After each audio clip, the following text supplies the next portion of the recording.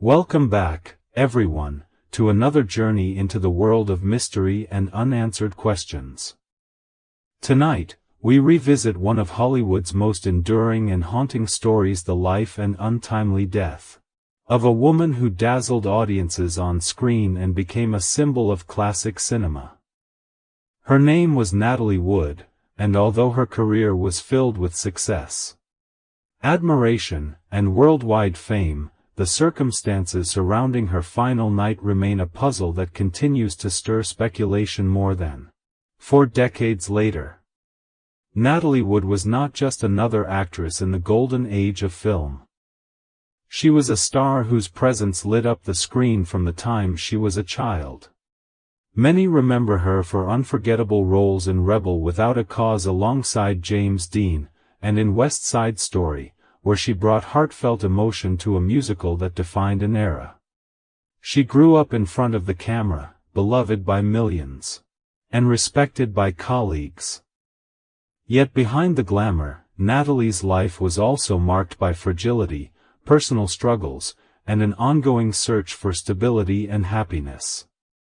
By the late 1970s and early 1980s, she was married to actor Robert Wagner, a figure equally known in Hollywood circles. Their relationship was one of passion but also complexity, filled with reconciliations, separations, and reunions.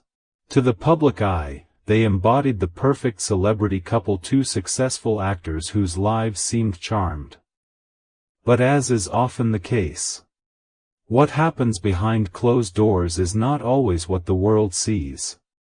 On Thanksgiving weekend in November 1981, Natalie, Wagner, and a few close companions decided to spend time aboard their yacht, Splendor, anchored off Catalina Island in California. For Natalie, it was supposed to be a weekend away from the pressure of Hollywood, a chance to relax on the water, enjoy good company, and escape the spotlight. But what began as a peaceful retreat would soon transform into a night of unanswered questions and, ultimately, tragedy. The morning of November 29th, news headlines across America reported something unthinkable: Natalie Wood was dead at the age of 43. Her body had been discovered floating in the cold waters near the yacht, and details of her final hours quickly became the subject of both shock and fascination. How could such a beloved figure, someone who seemed to have everything, lose her life so suddenly and so mysteriously? At first, the explanation seemed simple. Authorities labeled her death as an accident, concluding that she must have slipped and fallen into the water while attempting to leave the yacht. But almost immediately, doubts began to form. Questions arose about what really happened that night, what conversations had taken place, and whether someone might know more than they admitted. The glamour of Hollywood collided with the unsettling shadow of suspicion, turning Natalie Wood's death into one of the most famous unsolved mysteries in entertainment history. Her passing left a void not only in the film industry but also in the hearts of millions of fans around the world. People who grew up watching her films could not accept the idea that such a vibrant life could end in such uncertain circumstances. Over the years, documentaries, books, and news investigations have revisited her case, each time reigniting interest in the possibility of foul play, the potential of hidden truths, or simply the tragedy of an accident that should never have happened.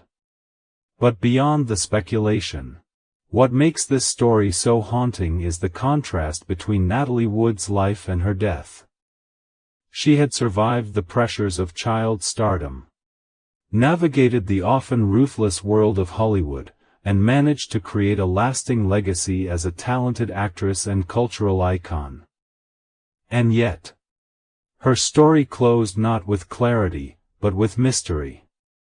As we begin this exploration into the life and death of Natalie Wood, we are reminded that fame does not protect anyone from tragedy, and sometimes the brightest stars leave behind the darkest questions. Tonight, we will step back in time, looking not only at her celebrated career but also at the fateful night that continues to raise eyebrows and fuel debate. Was it a simple accident, an act of despair, or something more sinister? No one can say for certain. What we do know is that Natalie Wood's name will forever be etched in history. Not only for her achievements in film but also for the chilling enigma of her final hours. After exploring the life and luminous career of Natalie Wood, we now move closer to the weekend that would become forever linked with her name. It was late November 1981, and for Natalie, a holiday getaway seemed like the perfect escape from the pressure of the industry. Together with her husband, actor Robert Wagner, she planned a short trip aboard their yacht, a 60-foot vessel aptly named Splendor. This was not an unusual retreat for the couple. The yacht was a place where they could step away from Hollywood's demands, surrounded only by the sea, the stars, and a small circle of trusted company. Joining them that weekend were two others. The first was Christopher Walken, a talented actor who had recently co-starred with Natalie in the science fiction film Brainstorm. Their on-screen partnership had sparked a professional closeness, and Walken was invited as both a friend and colleague. The second was Dennis Davern, the yacht's captain, who had long worked for the Wagners and knew the rhythms of these weekend escapes. Together, the four set sail toward Catalina Island, a quiet haven about 22 miles off the California coast. For outsiders, the trip looked like nothing more than a group of friends seeking relaxation. The sea air, the isolation of the island, and the intimate setting of the yacht seemed perfect for casual conversation, laughter, and the simple joy of being away from the public eye. But as with many stories that end in mystery, the smallest details of those nights, who spoke to whom, what was said, and how tensions shifted, would later take on a much heavier weight. On the first evening, accounts suggest the atmosphere was pleasant. Dinner and drinks flowed, conversations turned lively, and the yacht rocked gently against the waves. Natalie, known for her charisma and warmth, seemed to be enjoying herself. Walken, reflective and reserved by nature, was said to have been in deep discussion about work, while Wagner, always mindful of appearances, carried himself with confidence. Captain Davern managed the yacht quietly in the background, observing but rarely intervening in the social interactions. Yet even in these early hours, subtle tensions appeared. Those who later pieced together the timeline noted that alcohol was plentiful, and as the night grew longer, words carried sharper edges. According to various reports, disagreements began to surface about careers, relationships, and perhaps jealousy. Natalie, despite her glamorous image, was known to dislike deep water and harbored a lifelong fear of drowning. This fact would later make her final hours all the more unsettling. The following day, the yacht anchored near Two Harbors, a remote area of Catalina Island. Witnesses on shore recalled seeing the group dining at a local restaurant. To casual observers, they seemed like any other party of celebrities trying to relax. But others remembered raised voices, tension at the table, and an atmosphere that was far from harmonious.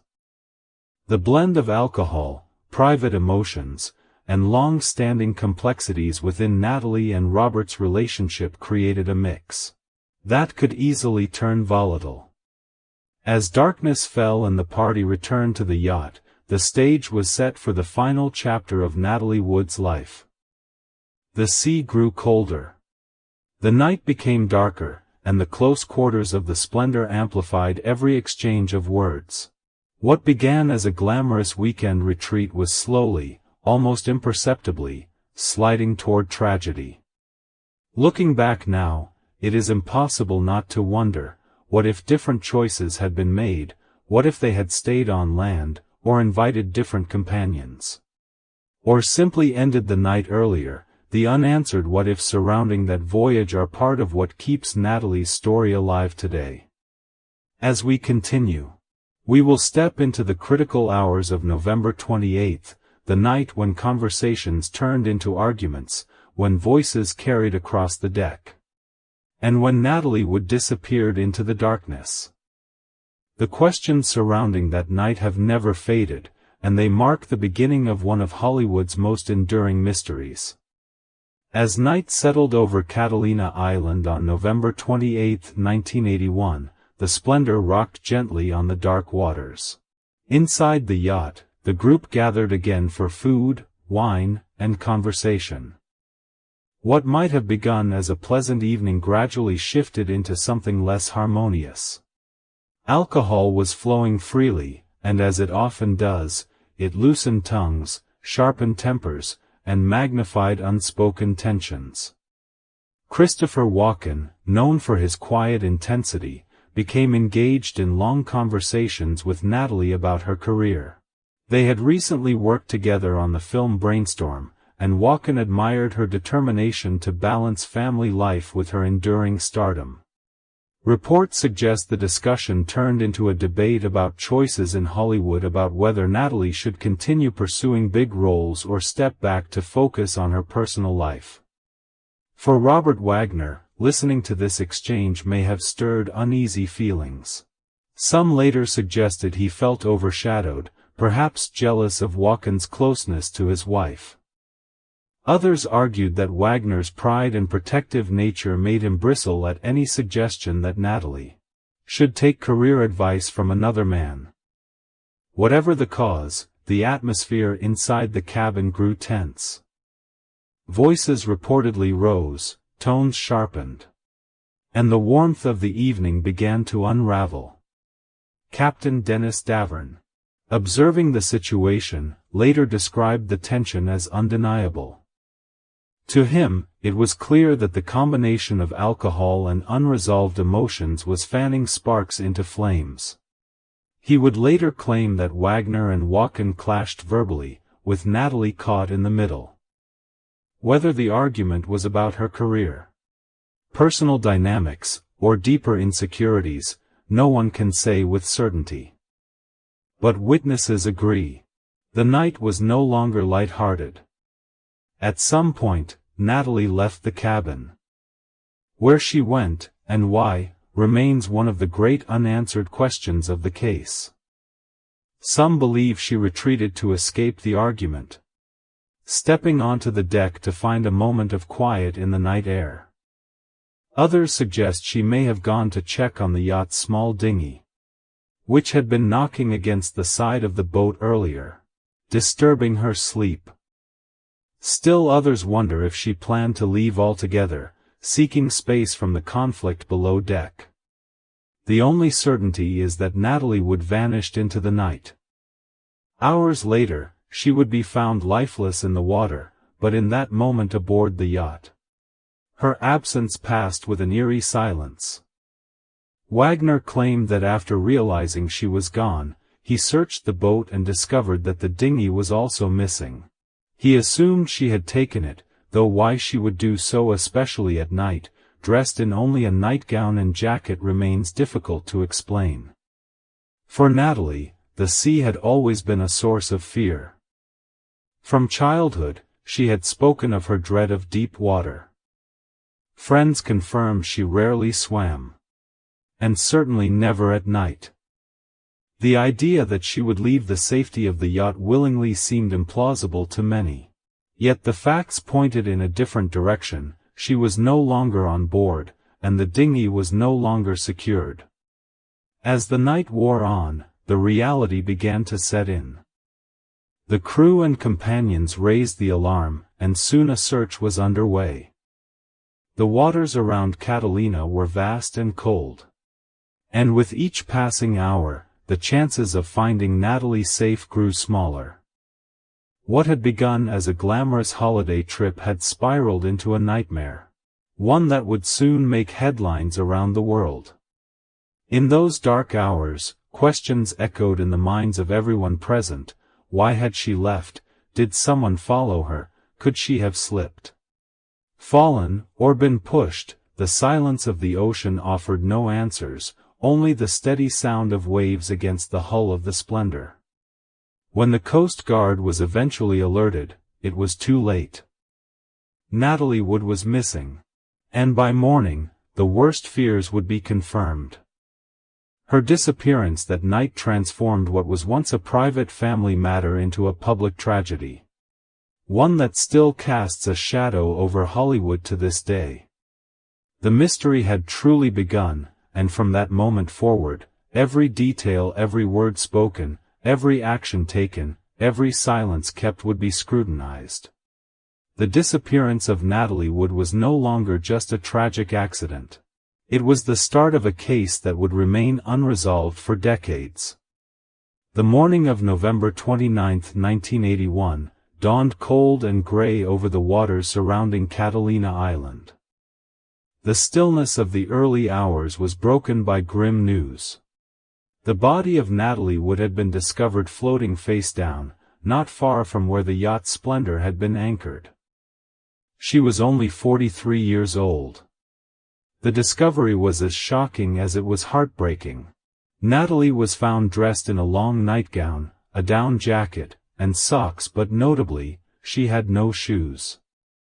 Her dark hair was tangled and heavy with seawater. Her body pale from the long night in the cold Pacific. Not far from her, a small inflatable dinghy belonging to the yacht was also located. Adrift near the rocky shoreline. The sight painted a tragic picture, but it was one that raised far more questions than it answered. The initial theory was straightforward. Natalie had somehow tried to leave the yacht on the dinghy and slipped, falling into the water. The heavy jacket she wore could have weighed her down, making swimming nearly impossible. To the untrained eye, it could appear as nothing more than a terrible accident. But as investigators arrived and began piecing together the timeline, inconsistencies quickly emerged. One of the first troubling details was Natalie's lifelong fear of deep water. Friends and family had long known she avoided swimming, rarely went near pools, and never felt comfortable on boats without others nearby. To think that she would willingly step into a dinghy, at night, in the middle of cold and choppy waters, seemed to contradict everything known about her. Then there were the marks on her body. The coroner's initial report noted bruises on her arms, wrists, and legs. While some could be explained by the struggle of drowning or contact with rocks, others appeared less consistent with an accidental fall. To some, they suggested the possibility of a physical altercation before she went overboard. Robert Wagner, devastated and shaken, told investigators that after an argument earlier in the evening, he had noticed Natalie was missing. When he saw the dinghy untied and drifting away, he assumed she had taken it, possibly frustrated or wanting some space. But why she would choose to do so, dressed lightly and without shoes, remained a troubling question. Captain Dennis Davern, at first, gave statements that aligned with Wagner's version of events. But his tone would later change in the years to come, when he admitted to withholding information out of loyalty or fear. He claimed there had been more intense arguments than originally disclosed, and that Wagner may have had a direct role in Natalie's disappearance. These later revelations would cast a long shadow over the initial investigation.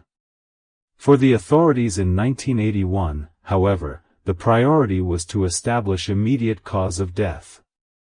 After recovering her body, the Los Angeles County coroner concluded that Natalie Wood had died by accidental drowning. The case was officially closed within days, leaving many to believe that tragedy had simply struck without foul play. But for others, including fans, journalists, and even some who knew her personally, the story did not sit right. Too many details felt out of place. Why was Natalie, who feared water, out on the deck at all? Why had no one heard cries for help, despite her body being found less than a mile from the yacht. And why had the argument earlier that evening been downplayed so heavily? In the days following her death, headlines across the country captured the disbelief of Hollywood and the public. The glamorous actress who had lit up the screen for decades was gone. Lost not in a car crash or illness, but in the dark waters off the California coast. For her fans, it was devastating. For investigators, it was puzzling. For conspiracy theorists and Hollywood insiders, it was the beginning of a mystery that would never fully be solved. At the funeral, attended by hundreds of celebrities and admirers, Natalie's legacy as an actress and icon was celebrated. Yet even as mourners remembered her beauty and talent, whispers of doubt about the official version of events began to spread. Behind the polished words of eulogies lingered unspoken questions about what had truly happened on the Splendor that night. The discovery of Natalie Wood's body should have brought closure. Instead, it opened a door to decades of speculation, conflicting testimonies, and investigations that would later be reopened in the search for truth. The morning of November 29 marked not just the end of her life, but the beginning of a mystery that refuses to rest. In the immediate aftermath of Natalie Wood's death, investigators faced immense pressure to provide answers. Hollywood was reeling from the loss of one of its brightest stars, and the public wanted clarity. Within a matter of days, the Los Angeles County Sheriff's Department and the coroner's office issued their findings. Natalie Wood's death was ruled an accidental drowning. The explanation seemed simple. According to official reports, Natalie may have been trying to secure the dinghy that had been knocking against the yacht's hull. Wearing only a nightgown and a heavy jacket, she might have slipped, fallen into the water, and been unable to stay afloat. The weight of her clothing, combined with the frigid Pacific temperatures, could have made survival nearly impossible. For the authorities, it was a tragic accident, a sudden end to a life filled with glamour and success. At first, this conclusion appeared to bring closure. Newspapers ran headlines mourning a beloved actress taken too soon, while the cause of death, though heartbreaking, was presented as clear and straightforward. Robert Wagner, devastated by the loss of his wife, delivered statements expressing his grief. Friends and colleagues in Hollywood shared tributes, remembering Natalie as a woman of immense talent, warmth, and grace. But beneath the surface, questions began to stir. For many, the official story did not add up. Natalie's well-documented fear of water was the most glaring contradiction. Those closest to her had always known she avoided swimming, rarely went near dark or open water, and harbored a lifelong dread of drowning. The notion that she would leave the safety of the yacht in the middle of the night alone seemed entirely out of character. Then there were the bruises. The coroner's report noted multiple marks on her body, on her arms, wrists, and legs. Though the injuries were consistent with drowning in rough waters, some medical experts and observers felt they could also indicate a struggle. Were these simply the results of hitting rocks and debris in the current? Or could they have been inflicted before she went into the water? The accounts from those on the yacht also began to draw scrutiny. Wagner insisted that Natalie had vanished quietly and that he believed she had taken the dinghy. Yet critics pointed out that it made little sense for her to set out alone in the dark, especially after a night of drinking. Christopher Walken, for his part, remained reserved and cautious in his statements, refusing to fan speculation. Captain Dennis Davern initially aligned with Wagner's version of events, but his demeanor raised suspicions. Years later, he would dramatically revise his account, suggesting that more had happened that night than anyone admitted. Even at the time, the media sensed something was off. Journalists began asking why it had taken so long for the yacht to contact the Coast Guard after Natalie's disappearance was noticed. Questions were raised about why there were conflicting timelines between witnesses, and whispers about an argument possibly heated between Wagner and Natalie in the hours before she went missing began to circulate, casting a darker shadow over the tragedy. For the fans who adored her, the accidental drowning explanation felt unsatisfying. Natalie Wood had been more than just a Hollywood star. She was a cultural icon whose life and career had unfolded in the public eye. Her death being dismissed as a simple accident seemed almost too convenient, especially when so many details remained unexplained. Over the weeks that followed, speculation grew. Some tabloids hinted at marital discord, while others suggested jealousy involving Wagner might have played a role. Officially, the authorities dismissed these theories as unfounded. But for the public, once doubt had been introduced, it was impossible to shake. By early December 1981, Natalie Wood had been laid to rest, but the mystery of her death lingered. The coroner's ruling might have closed the case on paper, yet in the court of public opinion, the questions had only just begun. Friends whispered, fans wondered, and Hollywood insiders speculated quietly about whether the truth of that night had been fully revealed or deliberately concealed. The verdict of accidental drowning brought temporary resolution, but it did little to silence the nagging sense that something more had happened aboard the Splendor.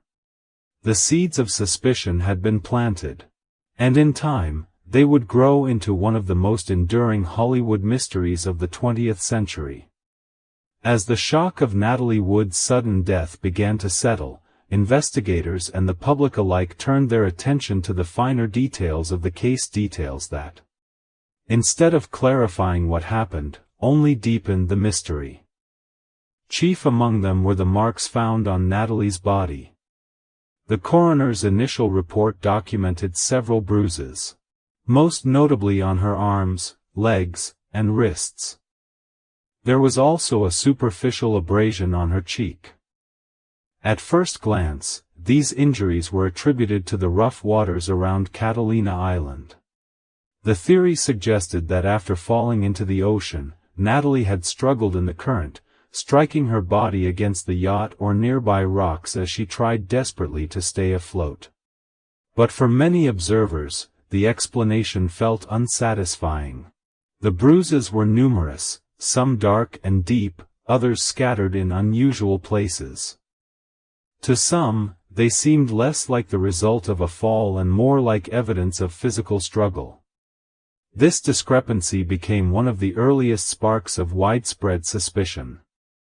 If Natalie had indeed slipped and fallen into the water while attempting to secure the dinghy, why were the bruises located on areas that suggested she might have been grabbed or restrained? Why did her wrists, in particular, show signs of impact that seemed inconsistent with the narrative of an accident? These questions were quietly debated by medical experts, journalists, and even members of the public who refused to accept the official conclusion. The press began to highlight these details, often framing them with dramatic headlines that hinted at foul play. Tabloids speculated about a fight between Natalie and Wagner, pointing to eyewitness accounts of raised voices on the yacht that night. Some articles even suggested that Natalie's death might not have been an accident at all but rather the result of a confrontation gone wrong. For Hollywood, this was scandalous. For fans, it was heartbreaking. Robert Wagner, caught in the storm of rumors, remained firm in his stance. He insisted that Natalie's death was a tragic accident, nothing more. In interviews, he described the devastating moment when he realized his wife was missing, painting himself as a grieving husband blindsided by loss. Yet the whispers about his possible involvement continued to grow louder, fueled by the unanswered questions about those bruises. Christopher Walken, by contrast, stayed largely silent. His reserved nature only added fuel to the speculation. Why was he reluctant to speak? Did he know more than he was willing to share, or was he simply unwilling to become entangled in the media frenzy surrounding a tragedy that had already shaken him deeply? The most dramatic shift in the narrative came from Captain Dennis Davern. In the days immediately following the incident, his testimony had supported Wagner's account. But as time passed, his story began to change. Years later, Davern admitted that he had lied to authorities during the initial investigation, downplaying the severity of the argument he had witnessed. He confessed that there had been intense shouting between Wagner and Natalie that night, and that the bruises on her body might well have been the result of a confrontation. His revised account cast Wagner in an even darker light, suggesting that jealousy, alcohol, and anger had culminated in a tragic outcome. While Davern's credibility was questioned given his delayed revelations and the potential influence of money or media attention, his claims gave new weight to the theory that Natalie's bruises were not accidental. They became symbolic of the doubts that refused to fade away. For the public, the bruises were more than just medical details. They were clues, tangible fragments of a puzzle that no one could solve. They represented the possibility that Natalie Wood's final moments were not silent or accidental, but violent. Each new article, each new documentary, and each new interview that raised questions about those marks reignited the controversy, ensuring that her death would never be neatly closed as a tragic accident. The case files may have listed accidental drowning as the official cause. But in the court of public opinion, those bruises told another story. A story of struggle. A story of unanswered cries in the dark.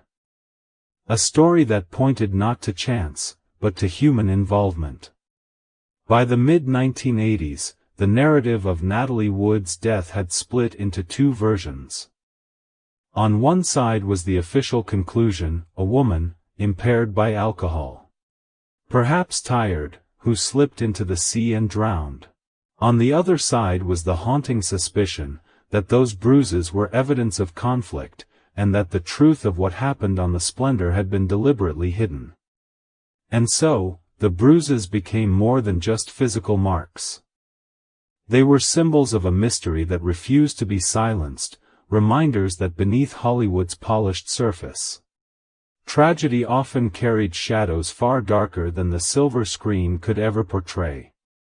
In the weeks following Natalie Wood's death, official statements appeared neat and consistent. Robert Wagner's version of events placed the tragedy firmly in the realm of accident. Christopher Walken chose silence, distancing himself from speculation. And Captain Dennis Davern, the one man who might have offered an outsider's perspective, confirmed Wagner's story. With all parties seemingly aligned, investigators closed the case quickly. But time has a way of loosening secrets. And over the years, cracks began to appear in the tidy narrative. The most significant of these came from Davern himself.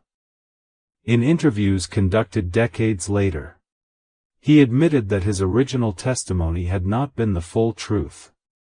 He confessed to downplaying, even deliberately concealing, what he had witnessed that night. According to Davern's later accounts, the atmosphere aboard the Splendor on November 28 had been far from calm. He described Wagner as visibly agitated, drinking heavily, and growing increasingly upset over Natalie's conversations with Walken. What began as a discussion about career choices escalated into a heated argument that spilled from the cabin onto the deck. Davern claimed he overheard raised voices, the sounds of a quarrel that left him deeply uneasy. In his revised testimony, Davern alleged that Wagner and Natalie had fought shortly before she disappeared. He suggested that Wagner may have been responsible for her ending up in the water, whether through a push, a shove, or some other form of confrontation. For years, he said nothing, fearing the power Wagner held in Hollywood and his own position as an employee. But in later decades, free from those ties, he chose to speak out. The problem with Davern's changing story was credibility. If he had lied to authorities in 1981, could he be trusted now? Skeptics argued that his motives were questionable, that he might have been swayed by the promise of media attention or book deals. Supporters, however, believed his conscience had finally driven him to tell the truth. Whatever the case, his new testimony cast an undeniable shadow over Wagner's innocence. Beyond Davern's shifting accounts, other inconsistencies began to surface. One key detail was the timeline of when Natalie was first noticed missing. Some reports suggested a significant delay before the Coast Guard was contacted. If true, that delay could have cost crucial time in saving her life. Why the hesitation? Was it shock, confusion, or something more deliberate? There was also the matter of the dinghy. Wagner insisted that when he saw the dinghy untied, he assumed Natalie had taken it. Yet the small boat was later found adrift with its oars still inside, the engine silent, and no clear signs that it had been used. For investigators, the detail was brushed aside in 1981. For skeptics, it was another piece that did not quite fit. Even Walken's silence became part of the puzzle. While he denied any wrongdoing, his refusal to discuss the night publicly fueled endless speculation. Why stay so quiet? Unless there was more to hide, those close to him claimed he simply wanted to avoid adding fuel to the fire. But in the world of unsolved mysteries, silence often speaks louder than words. By the 1990s and early 2000s, the narrative of Natalie Wood's death had become one of contradictions. On paper, it was an accident. In whispers, it was something darker. The inconsistencies, bruises, missing time, conflicting accounts kept the case alive in the public imagination. Every time Davern gave another interview, or a journalist revisited the evidence, the story resurfaced with fresh intensity. The tragedy of Natalie's death was no longer just about what happened on that November night. It was about trust in testimony, trust in the justice system, and trust in the idea that truth will eventually come to light. For many, the mouth-watering contradictions in statements made it impossible to accept the official record. The reopening of the case decades later would hinge on these very inconsistencies. What Davern first concealed, and later revealed, became a cornerstone of renewed investigations. His words may have been late, but they ensured that Natalie Wood's story would never be buried as a closed chapter. Instead, it would remain open, unfinished, and filled with doubt. For nearly 3 decades, the official record on Natalie Wood's death remained unchanged. The verdict of accidental drowning stood, despite the doubts and whispers that lingered. Hollywood moved on, though the story never fully disappeared. Every few years, a documentary or article would revisit the mystery, reminding the public that questions still surrounded her final hours. But for law enforcement, the case was closed, or at least, it appeared that way. Everything changed in 2011. 30 years after that tragic night off Catalina Island, the Los Angeles County Sheriff's Department made a startling announcement. They were reopening the case. The decision sent shockwaves through both Hollywood and the public. What had long been dismissed as a closed investigation was suddenly alive again, raising the possibility that hidden truths might finally be uncovered. The catalyst for this dramatic shift came from new witness statements, chief among them, those of Captain Dennis Davern. After years of silence, Davern publicly admitted that he had not told investigators everything in 1981. In television interviews and later in his book, he confessed that he had withheld critical details out of fear and loyalty. Now, decades later, he claimed that his conscience no longer allowed him to stay quiet. Davern alleged that on the night of November 28, he had overheard a heated and prolonged argument between Robert Wagner and Natalie. According to his revised account, Wagner became enraged over Natalie's closeness with Christopher Walken. The confrontation escalated, moving from words to physicality. Davern suggested that Wagner's jealousy and anger may have directly contributed to Natalie ending up in the water. These revelations were impossible for authorities to ignore. Combined with the suspicious bruises, the inconsistencies in timelines, and the unanswered questions about the dinghy, Davern's testimony reignited suspicions that Natalie's death was more than just a tragic accident. In November 2011, on the 30th anniversary of her death, the case officially reopened. The media frenzy was immediate. Headlines across the country declared that the mystery of Natalie Wood was back in the spotlight. News outlets revisited the haunting photographs of the search, the tearful funeral, and the glamorous images of Natalie in her prime.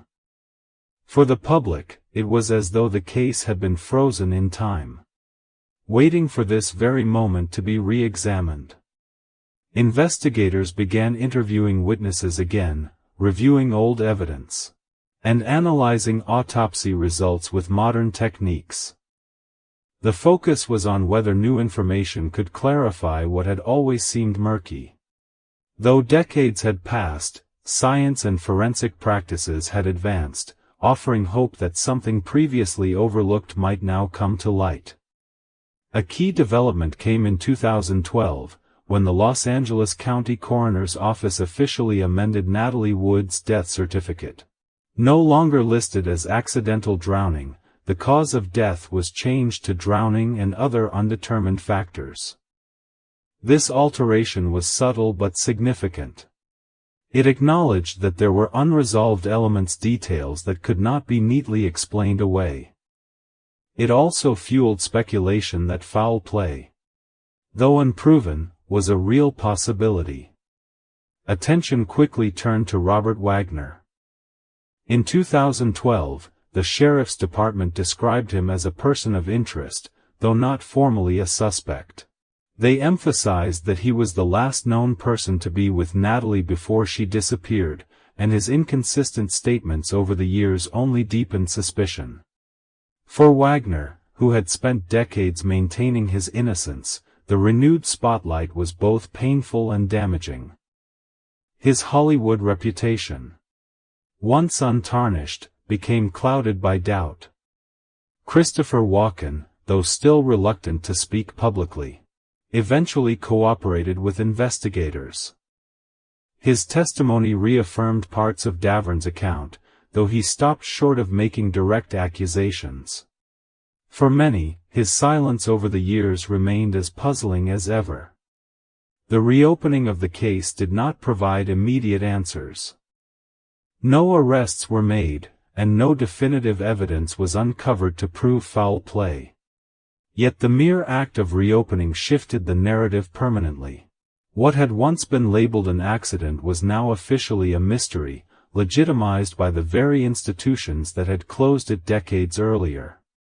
For fans, the developments in 2011 and 2012 brought a strange mixture of hope and sorrow. Hope that truth might finally emerge. Sorrow that so many years had passed without resolution.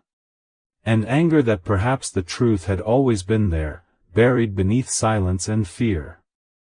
By the mid-2010s, the Natalie Wood case had firmly cemented itself as one of Hollywood's great unsolved tragedies. The reopening proved what the public had long suspected: that there was more to the story than met the eye. Whether justice would ever be served, however, remained as uncertain as the night Natalie vanished into the waters of Catalina. The reopening of Natalie Wood's case in 2011 did more than reignite an investigation. It reopened old wounds for Hollywood and the millions of fans who had never accepted the official version of her death. Overnight, the story dominated headlines across the United States and abroad. News outlets replayed footage from 1981, showing a grieving Robert Wagner at Natalie's funeral, juxtaposed with bold new headlines labeling him a person of interest. For the public, this was a vindication of decades of doubt. Many had never believed the tidy explanation of accidental drowning, and now, with law enforcement acknowledging inconsistencies, their suspicions felt justified. Social media, still in its relatively early years at the time, buzzed with renewed debates. Was Wagner guilty of more than grief? Did Walken know more than he admitted? And could Davern's changing testimony finally unlock the truth? Hollywood itself reacted with a mixture of shock, sympathy, and silence. Natalie Wood had been one of its brightest stars. And even 30 years later, her legacy was strong. Colleagues who had worked with her spoke of her warmth, professionalism, and talent, while also expressing sadness that her death continued to overshadow her life. Yet few were willing to speak openly against Wagner, a man still respected in the industry for his decades of work in film and television. For Robert Wagner, however, the impact was devastating. Though he had spent 3 decades maintaining his innocence, the label of person of interest cast a permanent shadow over his name. Interviews he gave in the early 2010s were filled with emotion, insisting that he loved Natalie deeply and that her death had been nothing but a tragedy. But to many in the public, his words rang hollow. The contradictions in his past statements and Davern's new allegations were too difficult to ignore. Television specials and documentaries quickly followed. Networks rushed to produce investigative programs, revisiting the timeline of that fateful night, analyzing the bruises, and interviewing anyone connected to the case. Books were re-released with updated chapters, and journalists who had covered the original story found themselves once again in the spotlight. Each program reignited interest, keeping Natalie Wood's name in headlines and ensuring the mystery stayed alive in the public imagination. Christopher Walken, who had kept quiet for decades, found himself once again under scrutiny. While he eventually gave interviews confirming that tensions had flared aboard the Splendor, he avoided assigning blame. Some saw this restraint as dignified. Others viewed it as suspicious. Why, they asked, would a man who had been present not push harder for the truth?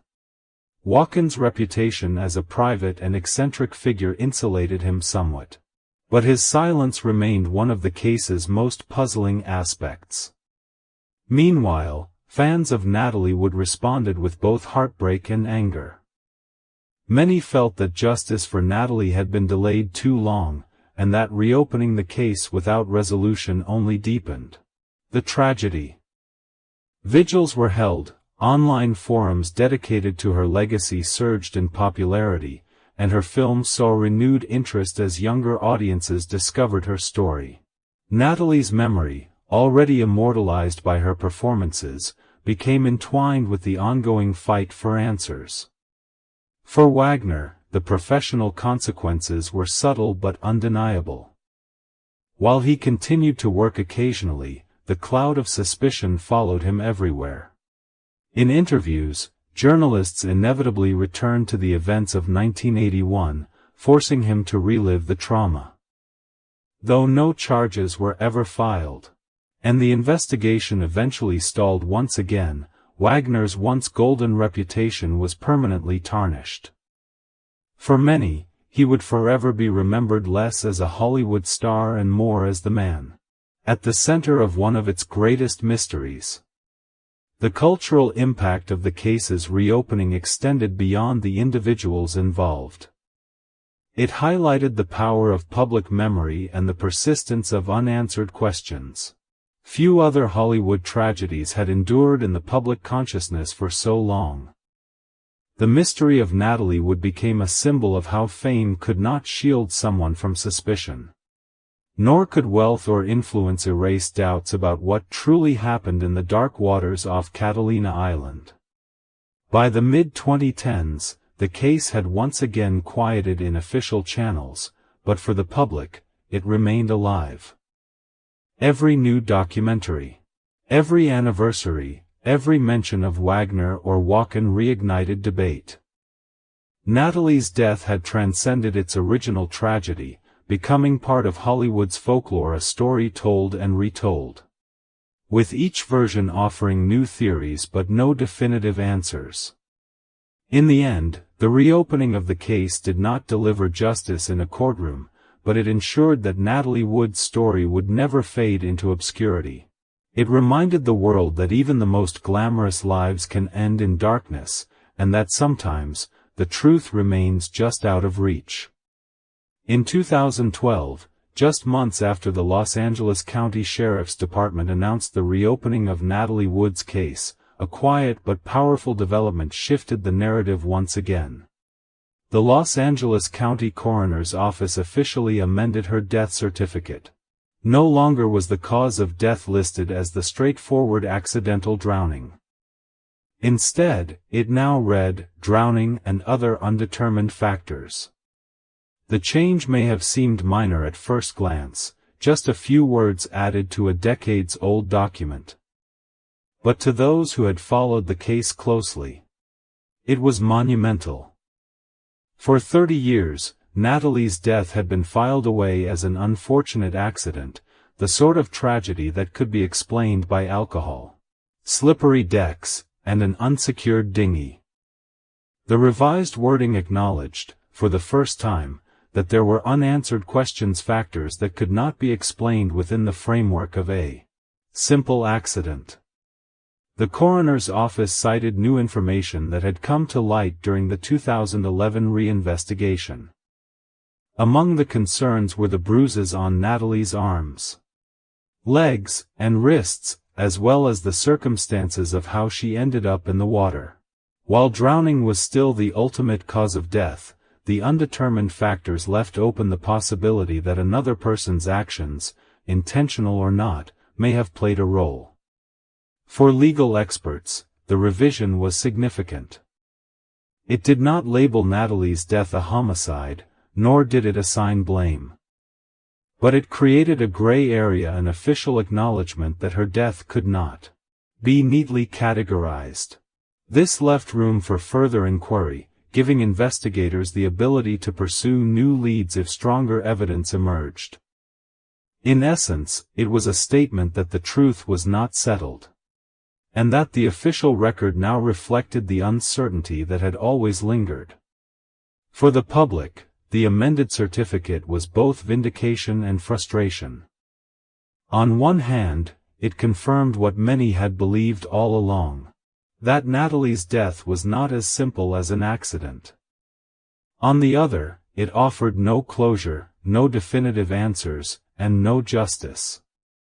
It was as though the authorities were willing to admit doubt but not to go further. The media seized on the development.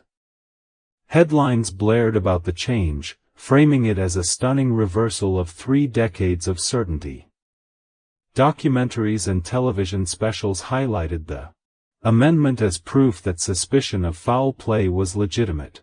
Natalie Wood's story once again dominated headlines, her face appearing on magazine covers as if she had never left the spotlight. Robert Wagner, by then in his 80s, faced the brunt of the renewed scrutiny. While the revised death certificate did not accuse him of wrongdoing, the implications were impossible to ignore. If Natalie's death was no longer considered a mere accident, then what or who was responsible for the undetermined factors? Wagner continued to deny involvement, insisting he had loved his wife deeply and that her death had been nothing but a tragic misfortune. Yet the cloud over his reputation only grew darker. Christopher Walken, too, was briefly pulled back into the conversation. Though he had long avoided public discussion, his presence on the yacht made him an unavoidable part of the narrative. Some speculated that his continued silence was a way of protecting his career, while others argued it reflected a man unwilling to relive a night of trauma. For Natalie's family and fans, the amended certificate was bittersweet. It officially recognized what they had always felt, that her death was unresolved. But it also underscored the painful reality that time was slipping away. With every passing year, witnesses aged, memories faded, and the likelihood of a definitive answer grew smaller. From a cultural perspective, the change transformed the Natalie Wood case from a closed file into a permanent question mark. It reinforced the idea that her death belonged in the category of Hollywood's great unsolved mysteries, alongside the likes of Marilyn Monroe and the Black Dahlia. The glamorous actress who had embodied elegance and vulnerability on screen would forever be remembered not only for her artistry but also for the enigma of her final hours. In the legal sense, the amendment did not spark new charges or arrests. But in the public sense, it changed everything. It gave legitimacy to decades of doubt, ensured Natalie's story would never be forgotten, and confirmed that her case remained, at its heart, unsolved. By the mid-2010s, the case of Natalie Wood had taken on a second life. The reopening in 2011, the amended death certificate in 2012, and the persistent questions from the public created a momentum that investigators could not easily ignore.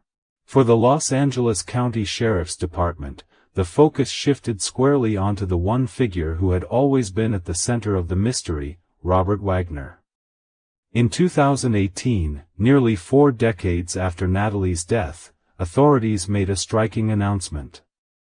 Wagner, who had long been considered only a witness, was now officially described as a person of interest. It was not a formal charge, nor was it an accusation of guilt. But the label carried weight. It meant that law enforcement believed Wagner had more information about that night than he had ever revealed. Detectives explained that their decision was based on inconsistencies in Wagner's statements over the years. Each time he recounted the events of November 28, 1981, small details seemed to change. The timeline shifted, the explanations for Natalie's disappearance varied, and his demeanor raised red flags for investigators. Combined with Captain Dennis Davern's revised testimony painting Wagner as angry, jealous, and potentially violent, the suspicions became impossible to dismiss.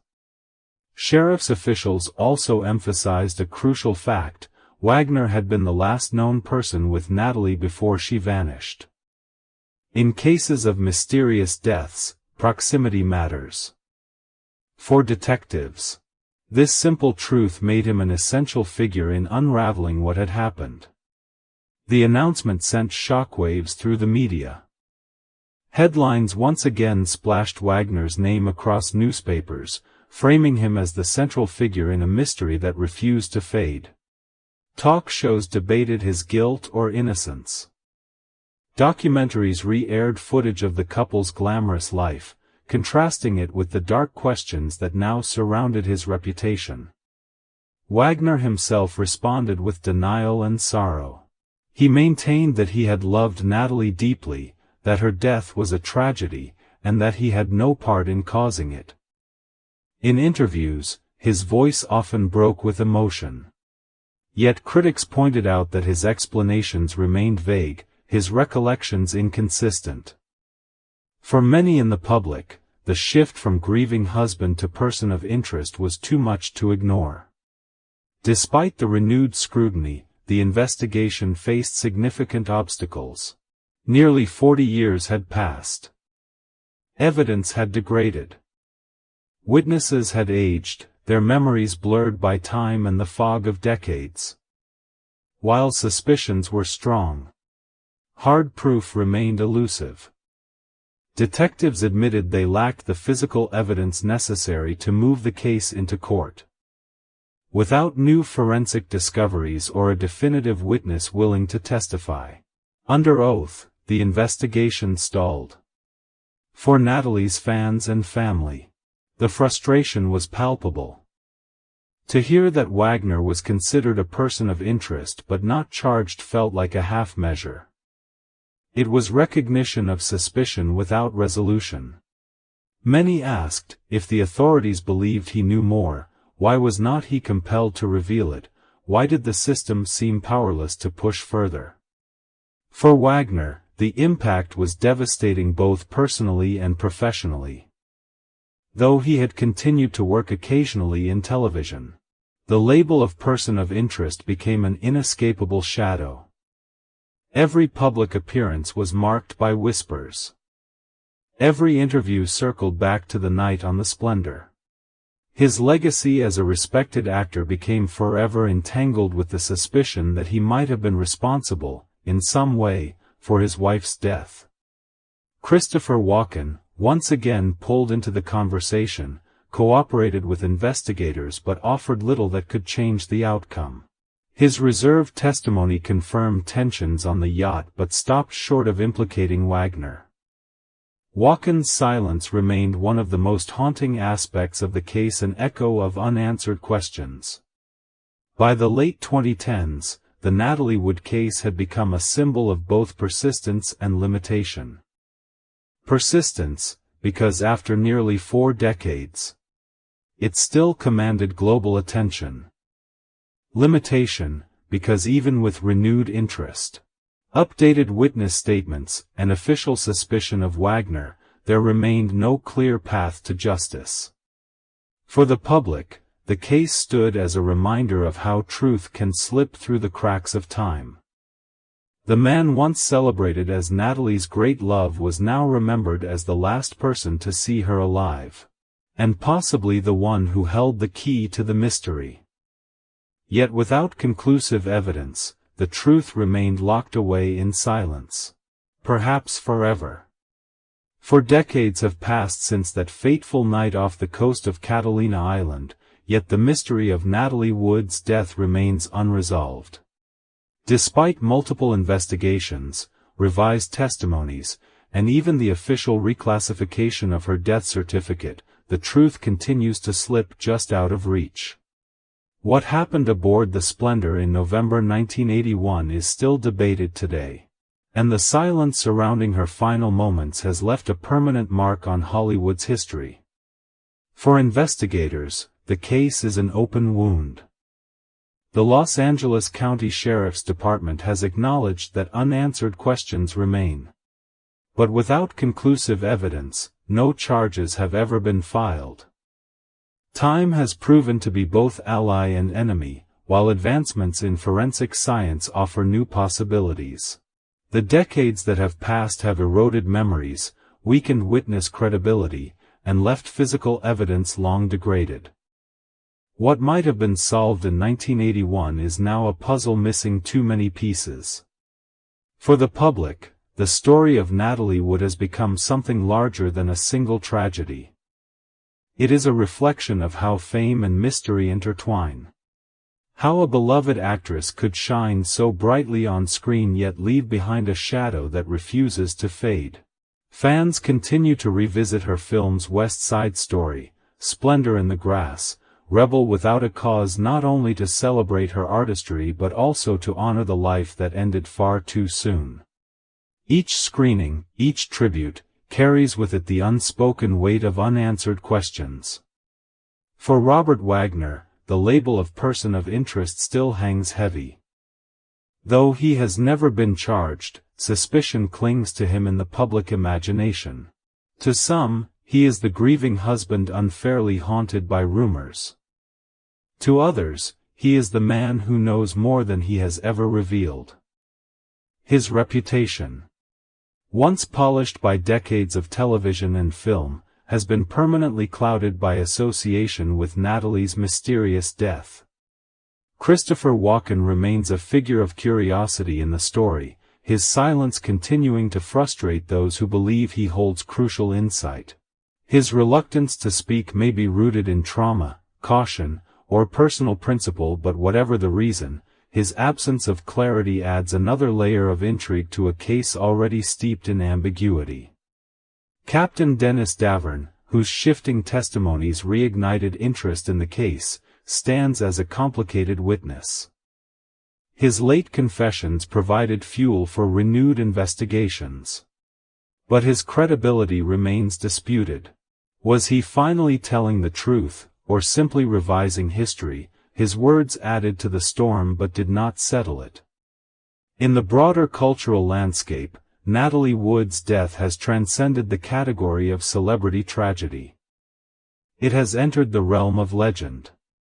Alongside the mysterious deaths of Marilyn Monroe, James Dean, and other Hollywood icons whose lives ended before their time.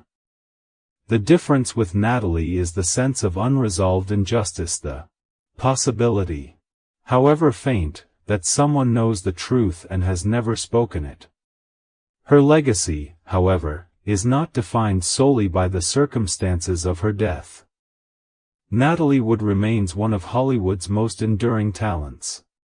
A woman who navigated the perilous world of child stardom to emerge as a respected actress of depth and grace. She was a star of musicals, dramas, and romances, her performances remembered for their vulnerability and authenticity. To this day, younger generations discover her work and marvel at her timeless presence on screen. The open-ended nature of her story continues to resonate because it speaks to something universal, the human need for answers. We are unsettled by mysteries, especially when they involve figures we admire.